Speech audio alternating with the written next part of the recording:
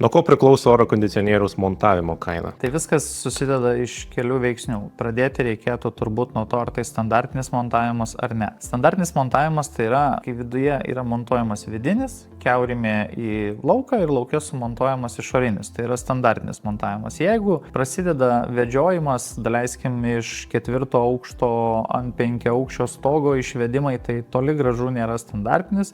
Ir kiekvieną kartą nestandartinis montavimas skaičiuojamas individualiai, nes kiekvieną kartą skiriasi medžiagos, sprendimai ir tas montavimas gali užtrukti netgi ir ne vieną dieną. Todėl, kai klientai klausia, kiek kainuos, tai dažniausiai būna sudėtinga atsakyti, nebent tai būna standartinis montavimas ir nekyla daugiau klausimų, tuomet taip, kainą tiksliai galim pasakyti.